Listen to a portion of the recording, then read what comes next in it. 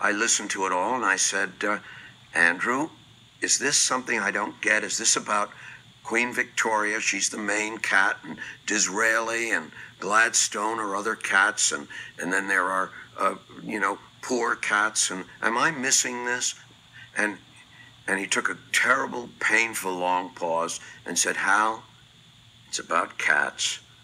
And we never discussed it again.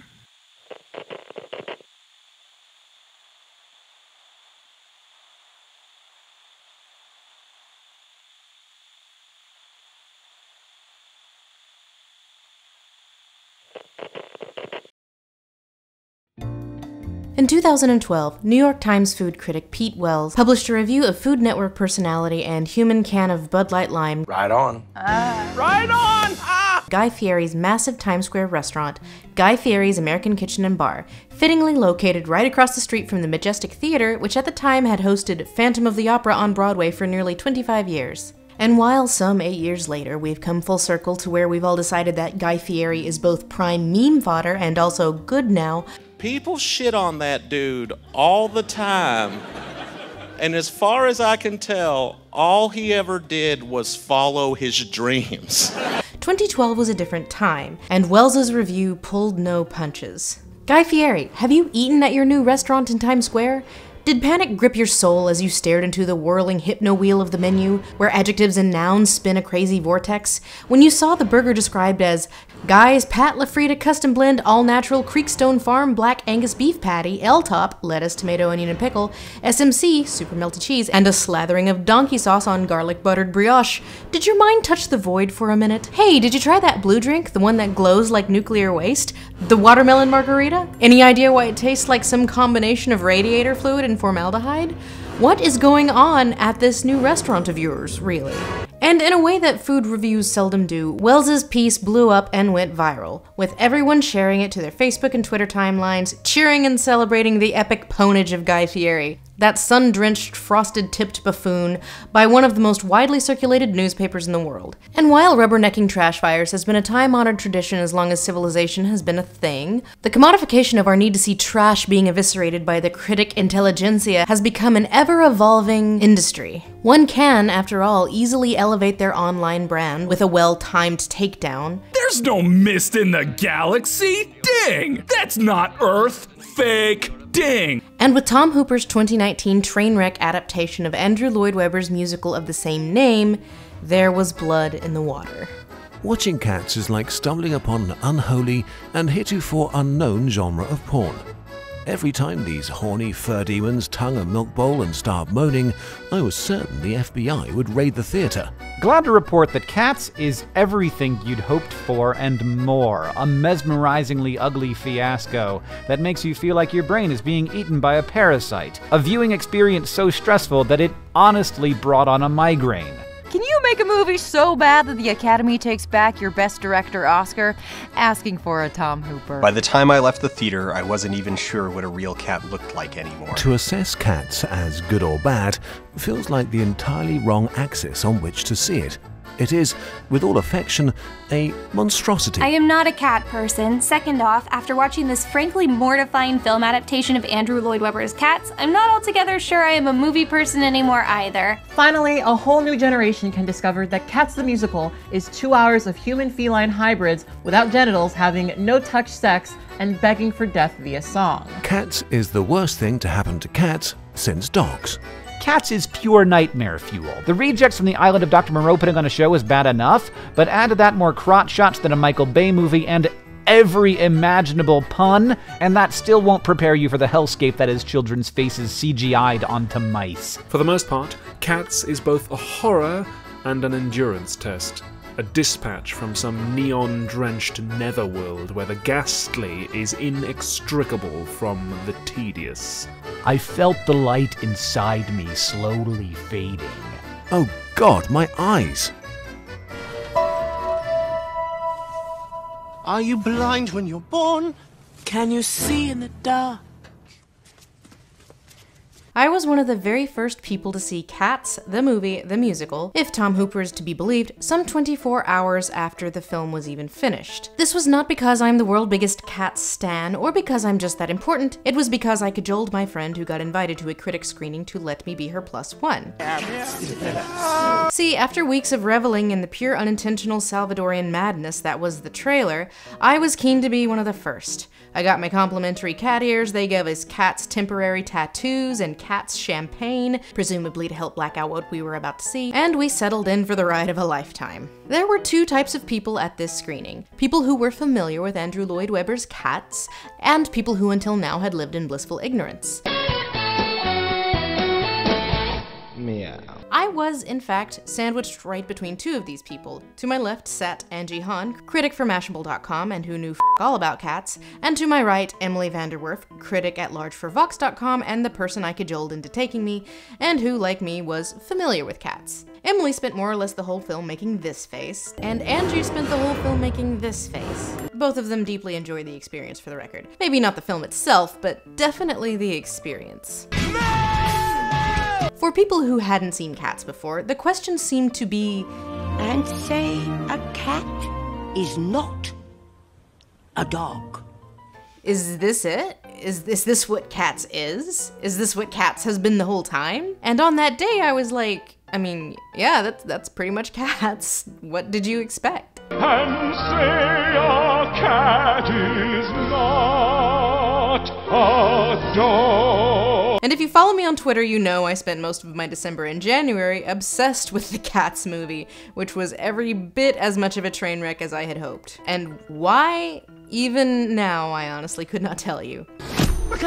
But the more time I spent on Cats and thinking about this movie, the more I had to actually confront these questions. Not just the question of why am I so fixated on this unquestionable disaster, but why is Cats?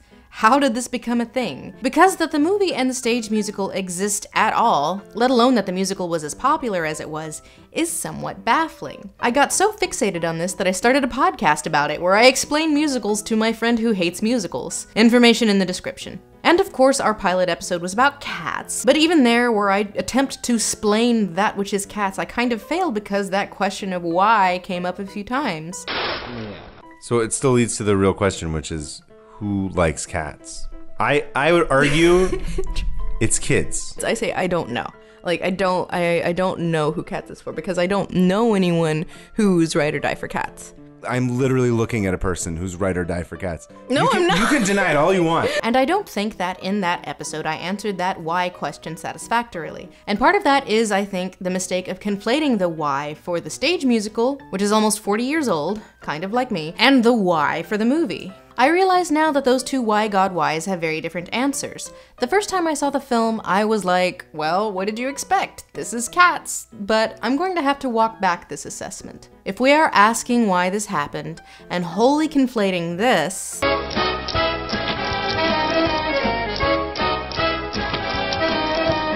with this, Don't get cocky. then, my jellicle friends, we are asking the wrong questions.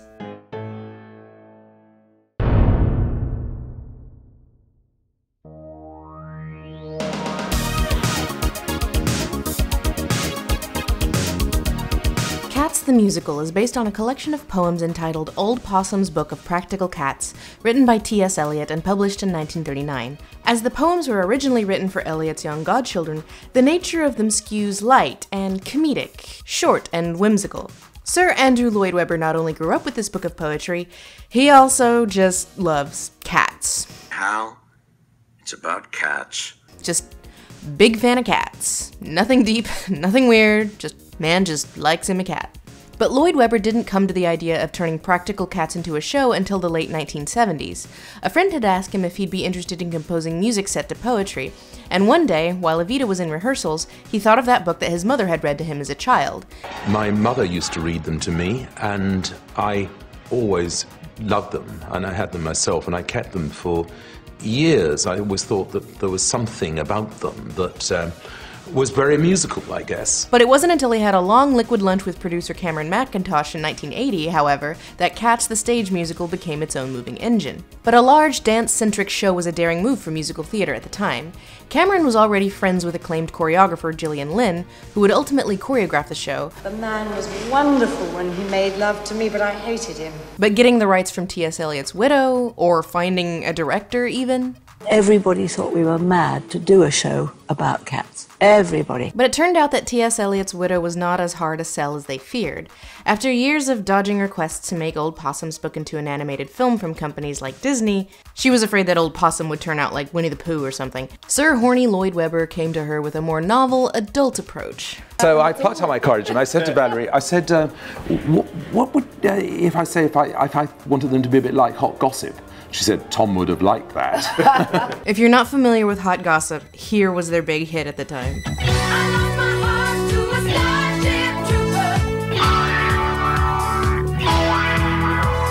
Hal Prince was not available to direct this show, however. Hal, it's about cats. And after being passed over by multiple stage directors, Lloyd Webber and Mackintosh settled on Royal Shakespeare Company director Trevor Nunn.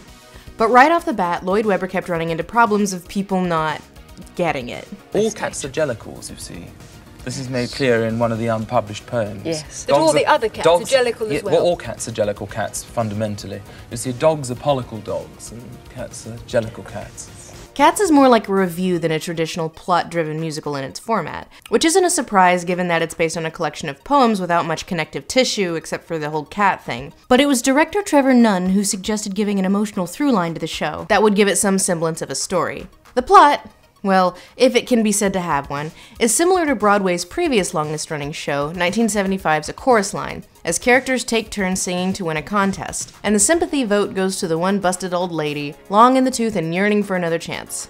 In Cats, she's Grizabella, the glamour cat, a stinky Sally Bowles with whiskers. Along with her are a bunch of other feline hopefuls, sporting names like Munkustrap, the Rum-Tum Tugger, Skimbleshanks, the Railway Cat, Jenny Anydots, the Gumby Cat, Asparagus, the Theater Cat, Ain't Chief, the Cancelled Cat, Nala, the Girl Boss Cat, Fieri, the Flavortown Cat, and so on. And the success of Cats was by no means a given. The ambitious nature of the musical meant that few theaters were willing to risk hosting it, and the one they eventually did secure, the New London Theatre, saw a massive overhaul of the theatre itself just for this production. Funding was also coming up short, and Lloyd Webber had to take out a second mortgage on his home just to complete it. So Cats was, weirdly enough, an underdog passion project that Lloyd Webber risked everything for.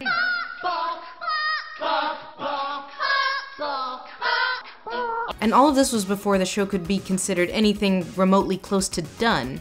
The writing process was a work in progress throughout previews right until opening, in no small part because figuring out the connective tissue between a bunch of poems wasn't exactly a priority for Lloyd Webber, who just wanted a bunch of people in Lycra to sing about being cats. Hal, it's about cats. Now the Peak, although people may say what they please, is no British dog, but a heathen Chinese. But a major issue was the lack of an emotional linchpin, the showstopper, that emotional ballad that is the keystone of every musical.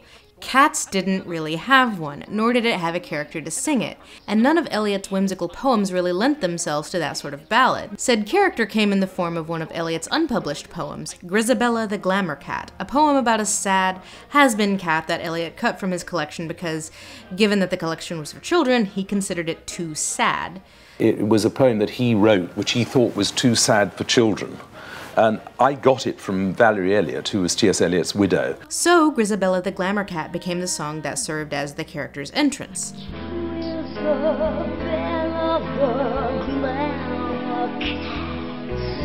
But what would she sing? As a composer, Lloyd Webber would sometimes write a song, but not really have a home for it in whatever show he was working on.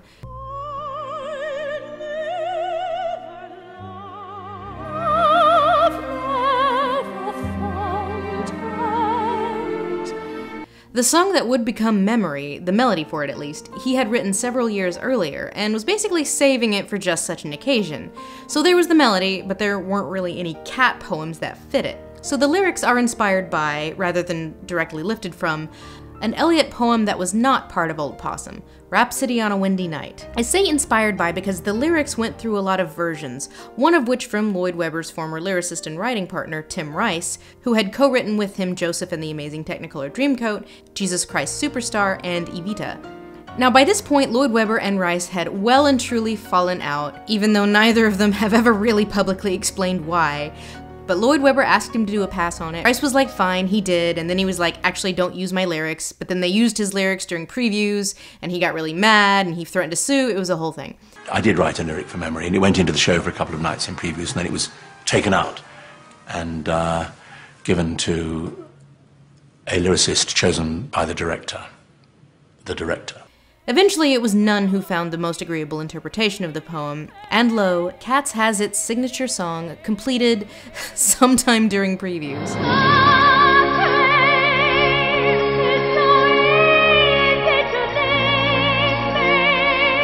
And despite all of those low expectations, despite the no plot, despite the weirdness, despite the lycra, despite the hair, despite everything, by 1981, Cats had opened in London and soon swept the Olivier Awards, coming to Broadway some 18 months later, and there swept the Tonys, including Best Musical.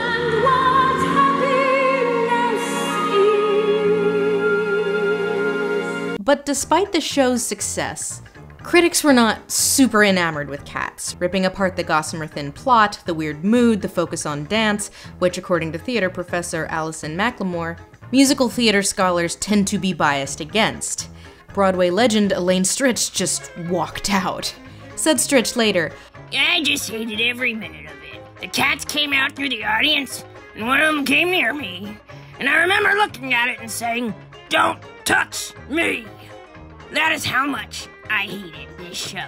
But in spite of all of its strange, gaudy, borderline Showtime after midnight drapings and utterly befuddling story, Cats managed to amass its own army of stay-at-home moms, lonely 12-year-olds, and perverts that critics could never hope to dissuade. It's for everybody. It's for kids, it's for adults. I've seen it about 9 times now, and every time it's better than the last. I enjoyed it more tonight than I did 18 years ago when it first came out. It's very exciting, you know.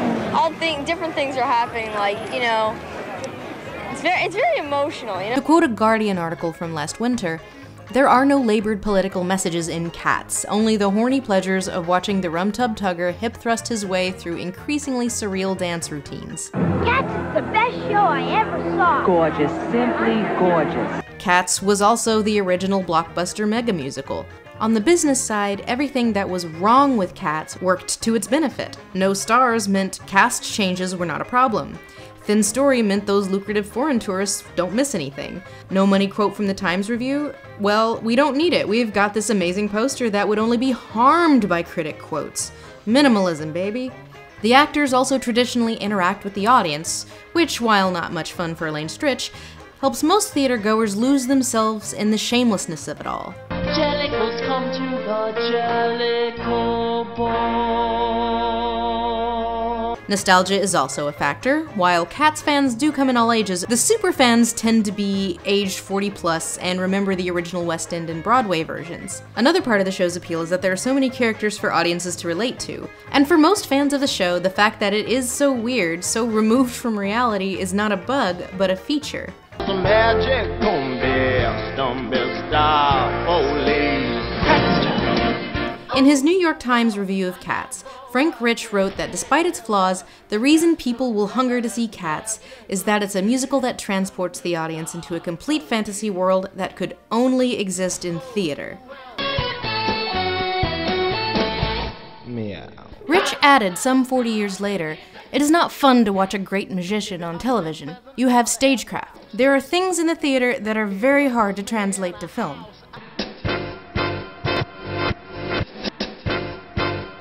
And once again, we circle back to that question of, but why though? What's a Jellicle cat? What's a Jellicle cat?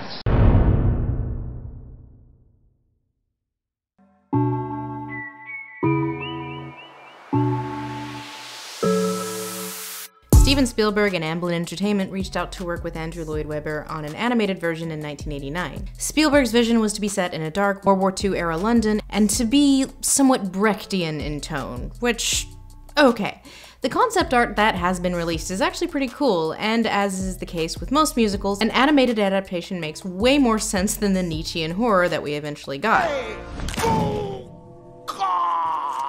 But ultimately, between production delays, squabbles about the screenplay, and how to create an actual plot, and the failure of Amblin's other animated films like An American Tail, Fievel Goes West, We're Back, A Dinosaur Story, and Balto, the studio shut down in 1997 and ended any hope of the animated film coming to fruition. A multi-camera version of the stage show was filmed and released in 1998, shortening the musical and adding new elements like force lightning. So this should be good enough. We have this, we don't need a live-action movie. And of all of the musicals to adapt, it makes the most sense that Cats had evaded adaptation for so long, despite its popularity. Universal bought the film rights to Cats sometime after the Amblin production folded, and it kind of existed in that development hell limbo ever since. Lloyd Webber kind of hinted at something being in the works as early as 2013, but we didn't see movement until about 3 years later. So what happened in that time? Ladies and gents, this is the moment you've waited for. Well, Greatest Showman came along and made $500 million worldwide. Obviously, I'm not Mr. Universal, but we can surmise that Mr. Universal saw the long-in-development Cats project and thought, hey, let's give that the go-ahead and then we too can make $500 million. And while we're there, let's attach to it the last guy who won a bunch of Oscars for a musical. That's the ticket, $500 million and Oscars. Everybody wins. So it does kind of feel like we're missing a step here, that a prestige musical adaptation equals Oscar bait de facto. For most of the early history of the Academy Awards, musicals were a major presence, if for no other reason that in the early days of talkies, musicals just made up a much larger proportion of films that got made. But as we covered in the episode about road shows, the big studio musical was kind of on its way out in the 1960s in favor of more heady experimental cinema. But then we had a couple of big hits and more importantly, big Oscar winners in the form of Mary Poppins and The Sound of Music. So that created a sort of boom and bust for the musical as an awards darling, but also for the movie musical in general. After Hello Dolly was a critical and commercial failure, the Hollywood musical was kind of dead for a while. So after that you had movies like Cabaret, which while unlike big studio musicals in most regard, did win a bunch of Oscars, but that was kind of the end of the era of musicals as Oscar darlings. You'd have your Greases, your Little Shops, but they were more like popcorn movies. They weren't awards bait, and musicals mostly moved into animation. Hell, the next musical after Cabaret and All That Jazz in the 70s, both directed by Bob Fosse, to get nominated for Best Picture was Disney's Beauty and the Beast.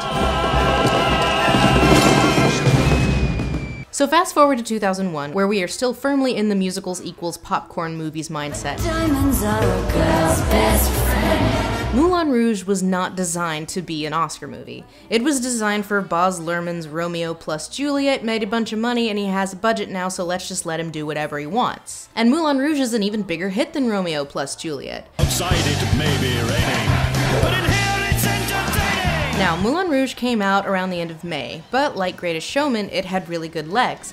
And by the time award season comes around, it's still in theaters, so Fox was like, hey, let's just go ahead and do a for-year consideration campaign, and boom, Best Picture nominee. Who would have ever thought? Everything's going so well! This sets the stage for the already in development Chicago, itself fueled by Harvey Weinstein's for-year consideration campaigns of attrition, and not only does Chicago win Best Picture but 5 other awards in 2003, the first musical to win Best Picture since Oliver in 1968. Now, 2 things here. One is that adaptations of Andrew Lloyd Webber's musicals have historically not yielded very good results. Either commercially or with regard to awards. I mean, don't get me wrong, they try. The most successful to date is the 1996 film adaptation of Evita starring Madonna and Antonio Banderas, which while not an Oscar darling, despite winning Best Original Song, it did win a bunch of Golden Globes, including Actress for Madonna and Best Motion Picture Musical or Comedy. Then of course there's Phantom of the Opera, Into darkness deep as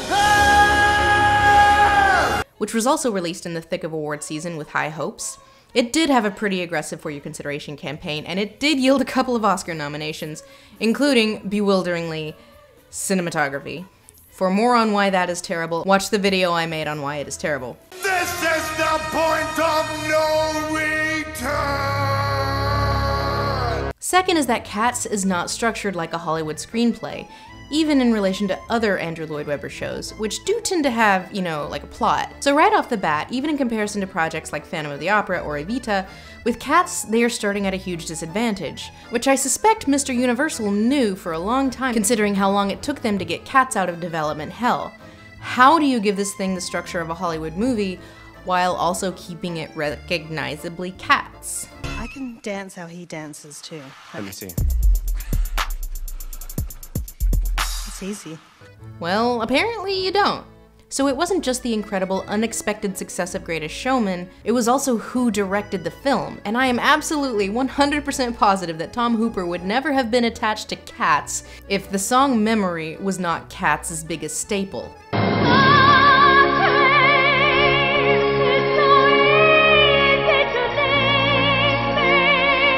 Ignoring Universal's aggressive For Your Consideration campaign for Les Miserables, a movie which proved that musicals can still be Oscar darlings even into the 2010s, most point to Anne Hathaway's rendition of I Dreamed a Dream as the thing that clinched her an Oscar win. It came true.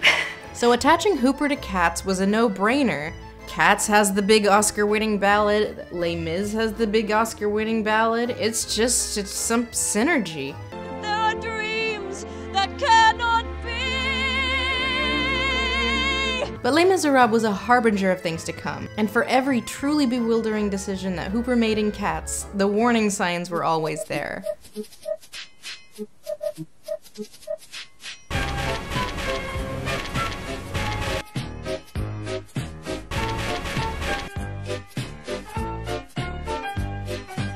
When philosopher and media theorist Marshall McLuhan famously said, "The medium is the message," what did he mean by that? Simplistically, it's the idea that you can only receive an idea or a story through a medium, be that medium a poem, a novel, a film, a stage show, or even just the act of talking. Zip zip, toop toop. It is not the idea or story itself that is being expressed, but a medium that is expressing it. Therefore, the medium should be the focus of study. According to theater scholar Linda Hutcheon, while no medium is inherently good at doing one thing and not another, each medium, like each genre, has different means of expression and so can aim at certain things better than others. So let's look at Les Miserables as a case study. You have Victor Hugo's novel Les Miserables, you have the PBS Masterpiece miniseries starring Dominic West and David Oyelowo, and you have the Boublil and Schoenberg stage musicals. This woman leaves behind a suffering child. There is none but me who can intercede. 3 different mediums telling the same story. But owing to difference in medium, they tell them in very different ways that are designed, first and foremost, to fit their respective medium. So what can often happen when you have someone schooled in one medium who is suddenly having to figure out how to most effectively do another, that can lead to some dissonance. I think what I was trying to achieve was a combination of extreme realism so that the film would feel rooted in a visceral reality, but also allowing a certain heightening of reality.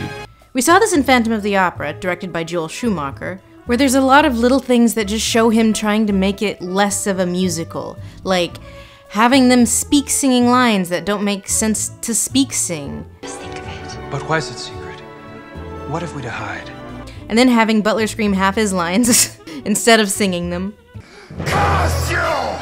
You little lying Delilah! And this of course works both ways. Weibloom goes so far, camera right?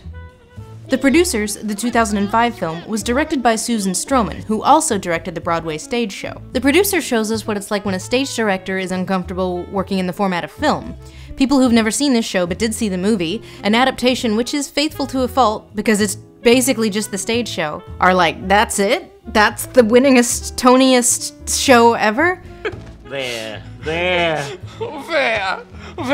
But this film version is emblematic of how medium matters. So much that worked on the stage and led the Producers to win the most Tonys of any musical by a single production in history just didn't translate to film. Fat! Fat! I'm not that fat. Fat! Quoting film scholar Robert Stamm, film clearly has resources that the stage can never have. The power of the close-up that gives the microdrama of the human countenance and the separate soundtracks of film that permit voiceovers, music, and the non-vocal to intermingle. Linda Hutcheon adds, and when we sit quiet and still, in the dark watching real live bodies on the stage, Our kind of identification is different from when we sit in front of a screen and have their reality mediated for us by technology. So live theater naturally requires way more suspension of disbelief than film does. You are in the same room with these people. You have to applaud after every musical number. You can see the sets. You can see that the snow isn't real. The actors are probably pantomiming like half of a set that isn't there. But the medium of film works against that necessary suspension of disbelief. I'd rather just sing. Stop that. You're not going into a song while I'm here. And must be adjusted for with stylism. That's why musicals tend to work better as animated movies than live-action movies. An animated movie requires more suspension of disbelief because this isn't real. It's a drawing. Why was everyone singing? We've just got a song in our hearts! And therefore it fits more easily with the requirements of believing that these characters might suddenly just burst into song. How is it you all know the words? Did you rehearse? Yeah, every Thursday. Didn't you see the flyers? Of course, film directors do sometimes figure out ways to bridge this gap gracefully. Chicago springs to mind. It manages to work with the realism of the tone while incorporating the more theatrical framing, all while making it work within its own internal logic. And sometimes other musicals just don't care about how realistic or not the framing is. Your pork is ready. And they just don't bother caring about that. The Mamma Mias are a good example. They are not going for high art, and that's fine. But part of the tilt toward realism in film is because the Academy tends to reward a more realistic style. Not always, but overall. And for those of you out there who argue that Tom Hooper's style is actually kind of weird, strange angles and lots of dead space of exposed brick and wallpaper does not an unrealistically styled film make. Yes, Hooper does use a lot of unsettling visual language, and I'll get to that in a minute, but that doesn't mean that groundedness and realism isn't ultimately what he's going for. So in addition to a sort of stylistic discomfort with musicals in general, there's also incentive to make the visual style of the film more realistic. So his proclivity for dragging the medium of the musical kicking and screaming into the style of realism preferred by the Oscars, it was only a matter of time before he slipped into the uncanny valley. So the tactic with Les Mis' visual language was, in part, visual realism. But in addition to that, in order to make it feel more immediate and more realistic, Hooper also elected to use set sound, recording the actors as they sang.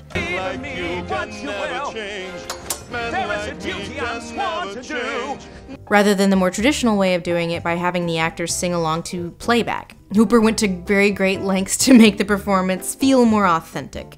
By recording it live, Tom is allowing us the spontaneity of normal film acting.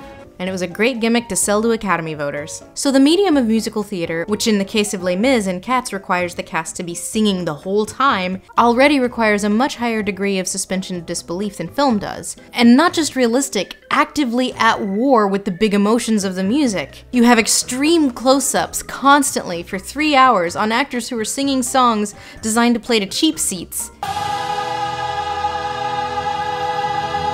Well, he did. Les Mis is bad, but it won some awards. So even though the main impact of that movie is endless Javert memes, My name is Georges Van Georges, and I'm Javert. The formula, according to Universal, appears to be Tom Hooper plus beloved classic musical equals profit. So that's how we got here. Meow. Let's see what we got.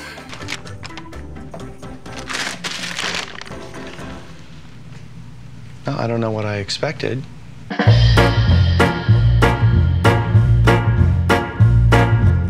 Although I will attempt to find rationale, if not reason, in the film version of Cats, there are many bewildering choices that I can only attribute to Hooperian whimsy. From horny Judi Dench scissoring in delight after Gus the theater cat, to Jennifer Hudson spending most of her screen time in close-ups with her face covered in snot, to Macavity being played the way that he is. Scary. How do you manage to make Idris Elba unappealing? And you know what? I'm gonna dab. The aspect of the film that drew the most attention, positive and negative, after that first trailer was released was the uncanny valleyness of it all, which all goes back to Hooper's attempts to draw this weird, fantastical show back down to realism. Said Hooper in an interview for The Atlantic, "I wanted to keep it very grounded in the present moment. The thing I'm most proud of is that you feel grounded watching it. It's not that fantastical." Which, it's Cats, dude. Blame has been laid upon the visual effects team, which Nobody more than us understands the importance of good visual effects. Okay, let's talk about that for a moment. We've used digital fur technology to create the most perfect covering of fur.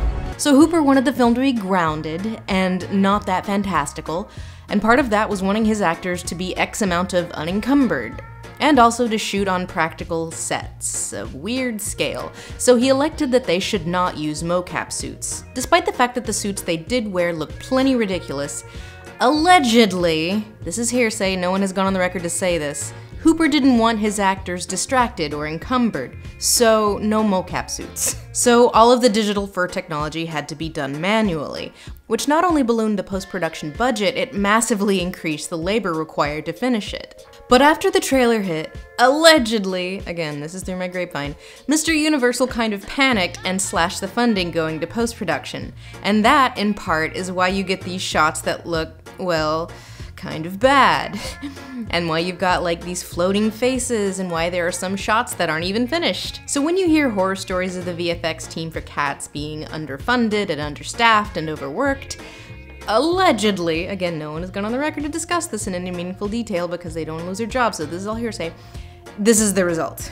So the manually rotoscoped digital fur technology, the slashed budget, and Hooper's bizarre insistence on making changes up to the 11th hour, in part, leads us here. But even if it had gotten the time and money it needed, could this have worked visually? Would this have worked for audiences? Probably not.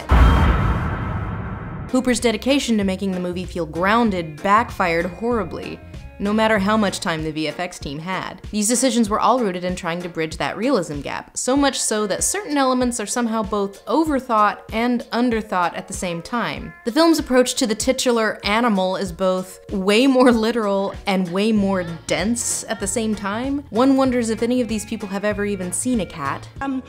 Potted grass. The film adds way more literal cat things that aren't even there in the show, like their ears move around, they crawl around on all fours and paw at each other, they lap at things, and go meow meow meow. Gillian Lynn's choreography in the show is designed to be like more evocative of the idea of a cat, not a literal imitation of a cat. But here we are, not 10 minutes in, and we got a crotch-licking joke. I'm a kitty. Meow. And all this adds up to create a suspension of disbelief problem that isn't there in the musical. There are not humans in the musical, for instance, but here they are at the beginning of the film. We see them before we see any cats. Humans with their human bodies, throwing away a kitten in a bag, who also has a human body. But as in Les Mis, Hooper just doesn't seem comfortable or particularly interested in the medium of the musical. The breaking of the fourth wall, for instance, pretty common in musicals. Are you blind when you're born?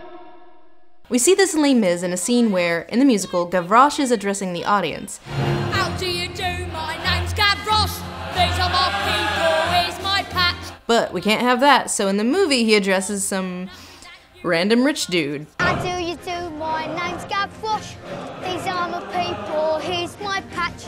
But then in the following line he addresses the audience anyway, so... There was a time we killed the king. We tried to change the world too fast. Cats the musical breaks the fourth wall a lot more than Les Mis.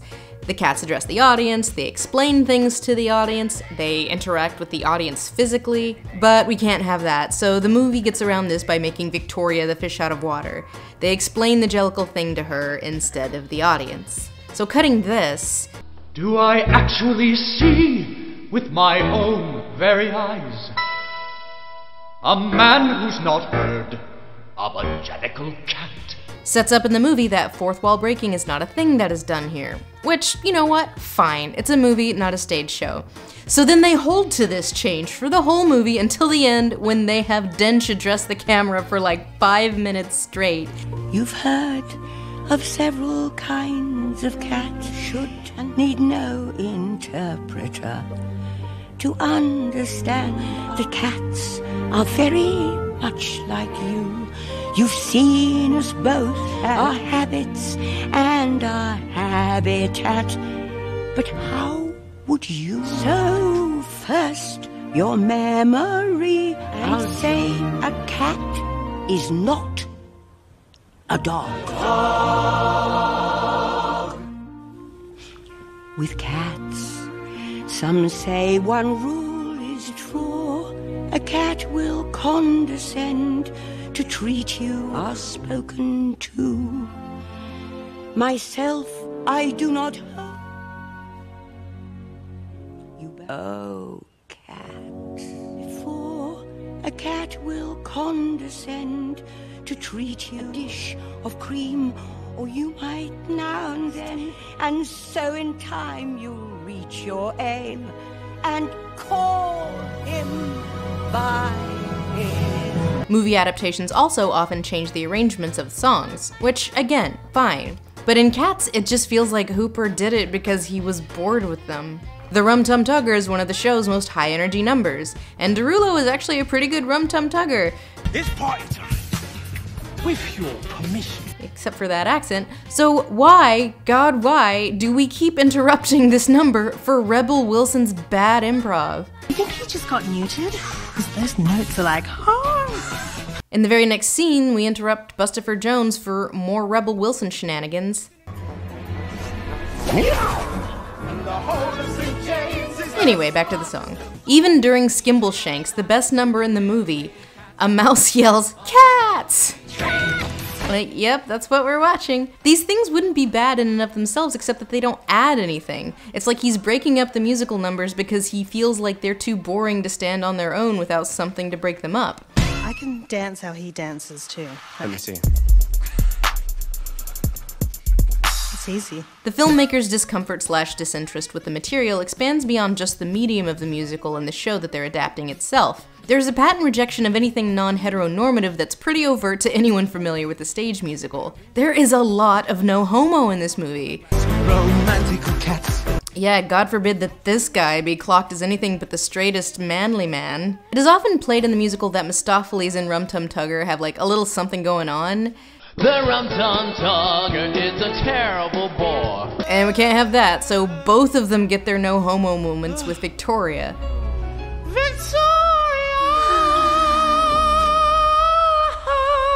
And Mistopheles gets it in the form of an all-out subplot. I'm coming, Victoria!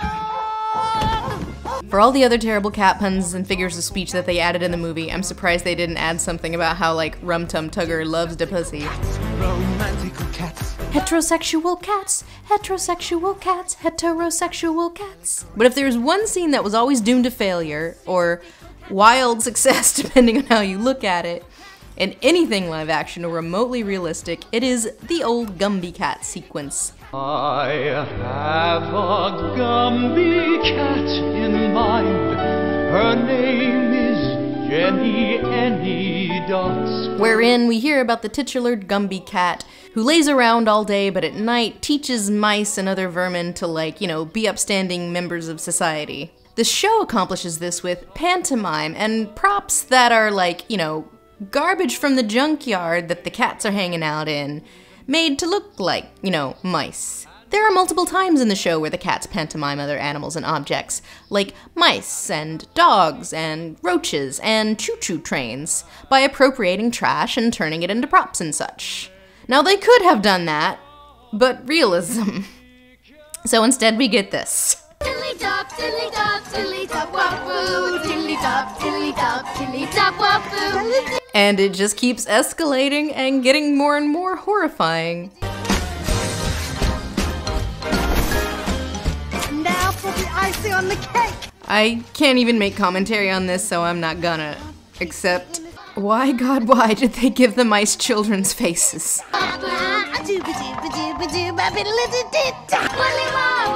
Dinner and a show.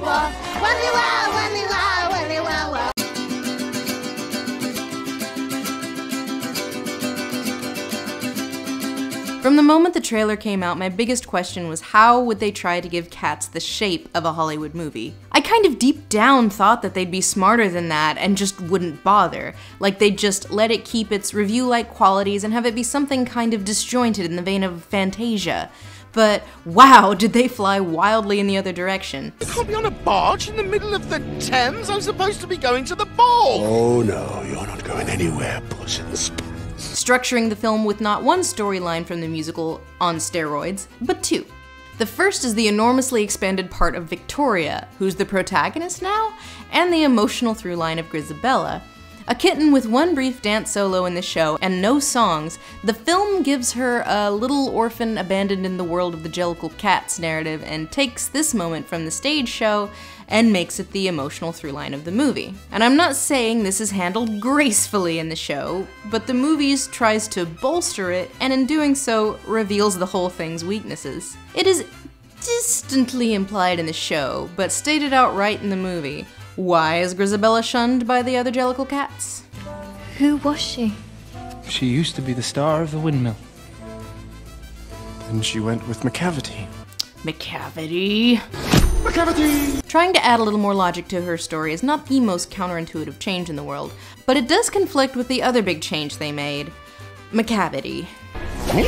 Macavity is like an obstacle that shows up towards the end of the show. Like, earlier some cats titter hearing about him, and then later he shows up, he kidnaps old Deuteronomy, they immediately undo it, and no one ever speaks of it again. And again, I'm not saying that this is good. It is charitably flimsy, and Macavity is not really an antagonist, more of like a thing that happens. The tension of the story, if it can be said to have one, is just the question of who gets to die.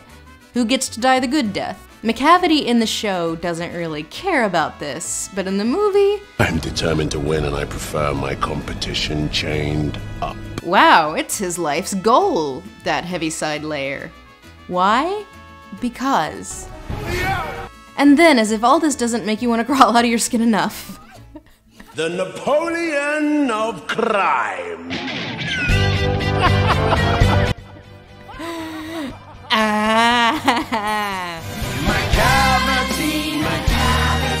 Okay, so Macavity is the color of Idris Elba. Like, couldn't they just make him like a black cat or give him some like stripes or something? I get that that could be problematic, but I don't think that the only alternative is to tumble head over ass into the uncanny valley by creating a cat that's just the color of human skin, which is itself kind of revealing. Like, imagine if one of the white actors had the same treatment, just a cat the color of human skin. Would they have not caught this for the uncanny valley yikes that it is? He's a fiend in peanut shape. So Macavity's function in the movie is to remove the other cats from the competition so he will be the Jellicle choice, despite the fact that he seems to be doing pretty well in this life, but whatever, he wants a new one. Macavity also serves the dual purpose of extracting your A-list celebrities who wanted to be in the movie but didn't want to be on set for more than 3 days. Macavity! So he ferrets his kidnapped celebrity cats, and also Skimbleshanks, to a boat which is manned by Ray Winstone, who is also a cat. And despite Macavity's magical powers, once they, I don't know, get bored of being tied up with a large chain, they escape easily, they get back just in time for memory, and then this happens.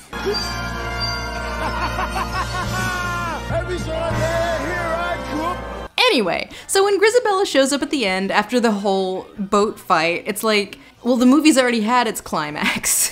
We got old Dude back, why are we still here? Oh right, the Heaviside Layer, the big climax. Making the Macavity subplot more of a focus leads to the resolution of that subplot getting way more screen time and involving way more characters. And it gives it the feel of the climax of the movie, but it's not. Memory is the climax, so the film builds in a new climax on the boat. Growl, Tiger! Make her walk the plank. While also keeping the original one. Jennifer Hudson is such a good singer that, like, I've never not watched this scene and gotten chills.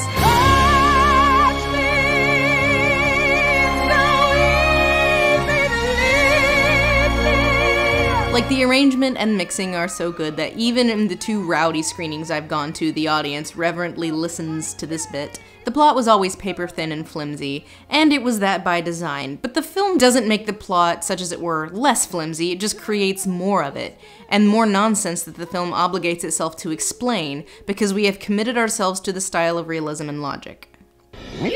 But ultimately, if you want to ask the question of why Cats is the way it is, Cats is the story of hubris. Awards hubris, celebrity hubris, director hubris, just good old-fashioned hubris. Like Les Mis, they wanted to have an all-star cast. But Cats is a terrible thing to adapt for big stars because, unlike Les Mis, it requires its cast to more or less be on stage the whole time, as opposed to Les Mis where you can have Anne Hathaway for her 20 minutes of award-winning screen time, and then she's out for the rest of the movie. Cats is not designed like this. You're either a cat that has a solo or a cat that is in the ensemble, but you're on stage more or less the whole time. Most of the songs don't have the cat singing about themselves, but another cat doing the singing.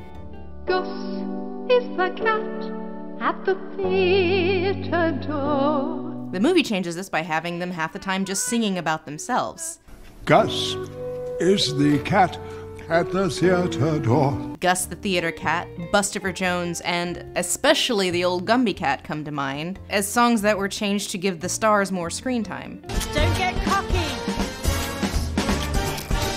Because they certainly were not changed because the arrangement was better. And wow, did they fuck up the old Gumby cat by giving this song.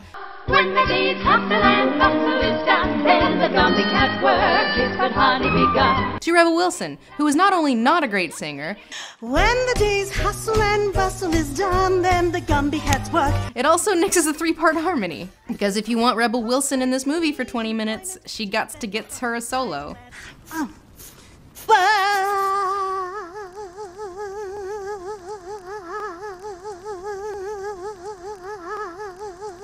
Or in the case of Macavity, they take a duet and make it a solo, because Taylor Swift is not sharing the stage, my friends. So what do we do with a bunch of celebrities that want solos and want to be in the movie, because it's got the awards guy attached to it, see, so it's gonna win awards, but they don't wanna, you know, be on set for more than like 3 days. Corden's got his talk show to work around, Taylor Swift's on tour, you know what, we can't be bothered by being on set for more than 3 days. Well, how about Macavity kidnaps the A-listers? Ineffable.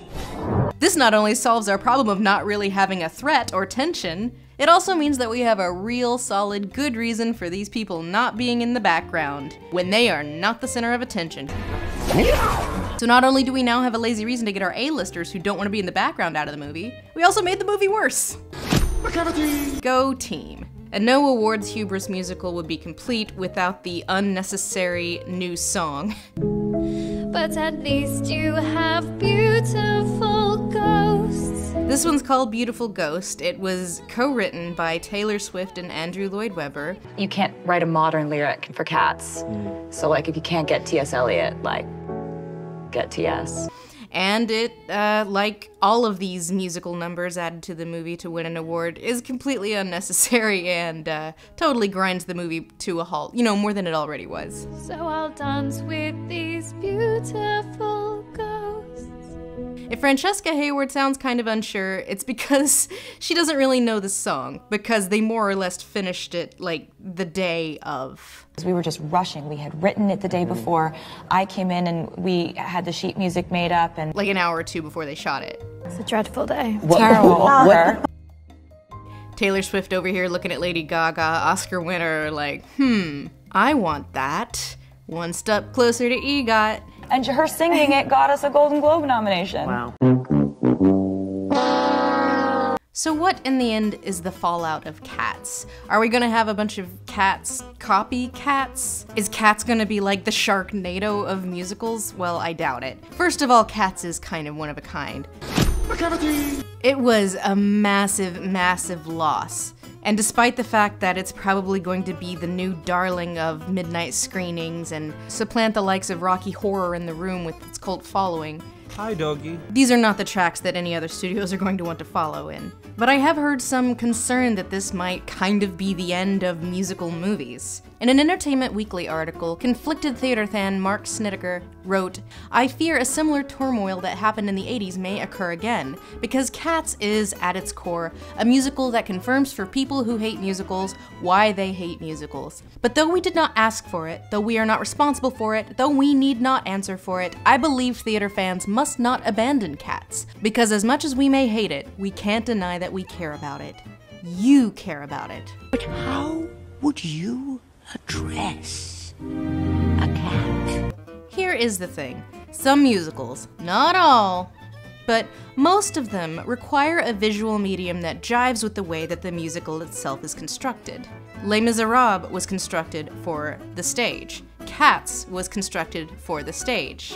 That is the thing about theater, especially in a show like Hamilton, which basically has no props, let alone a set. It is constructed so that the audience has to imagine what's going on in the story. Overcoming that suspension of disbelief is built into the design of the medium, in a way that it is not with film. But your traditional Oscar bait movie does not allow for that. Oscar bait movies demand visual realism, and it's very rare that something actually gets rewarded for being stylistic. It happens, but the Academy prefers gritty realism right now. That's just how it is. To this idea that there might be a backlash against musical films, that Cats might be the end of Hollywood taking musicals seriously, to that I say, good. Good f***ing riddance, Tom Hooper and your musical awards bait bullshit. Popular musical being adapted to films because Oscar bait is a disease. The only way movies like this work is either through hyper-stylization in the vein of decent films like Moulin Rouge or Chicago, or animation, which likewise can rise visually to the magical unrealism inherent to the medium of musicals. But gritty realism? Oscar bait? No thank. Like, I love Hamilton, but Hamilton the movie? I will kill your friends and family. Please no. Yes, I will gladly take your live recording that you filmed 5 years ago and won't release till next year. I will take it. But the Oscar bait musical, the adaptation for adaptation's sake, let it burn. Musical theater right now is kind of in a new golden age. It is doing just fine, and it does not need legitimacy from Hollywood. We do not need film adaptations of musicals just because it's brand name recognition, just because Chicago won a bunch of Oscars. So if Cats marks a demarcation where musicals aren't being adapted for the screen anymore, good. I don't want Hadestown the movie. Super do not want Hamilton the movie. If you watch any one of these amateur animatics on YouTube, I promise you they work way better than anything Tom Hooper has ever done. So thank you, Cats. Thank you not only for being the true embodiment of modern horror, a monument to celebrity hubris, but also for ending this nonsense of bad musical adaptations with aggressive for your consideration campaigns and Oscar dreams. Wow, we don't need it. Just save everybody a lot of heartache and money and just film the damn thing. Cats 98 will always be there, but Cats 2019 is a cautionary tale of a completely different sort.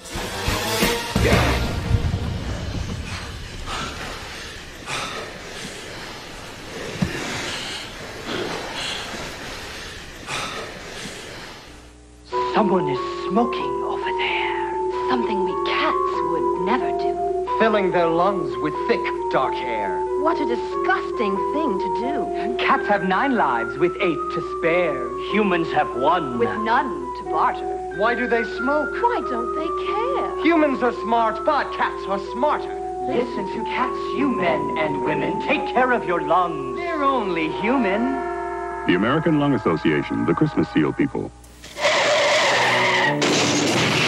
An accident! An accident! The humans had an accident! There was a child in the car. A child? A child? A child? Cats have 9 lives, children only 1. Help them live that life. Buckle them into a car seat. No one wants a child to become a memory.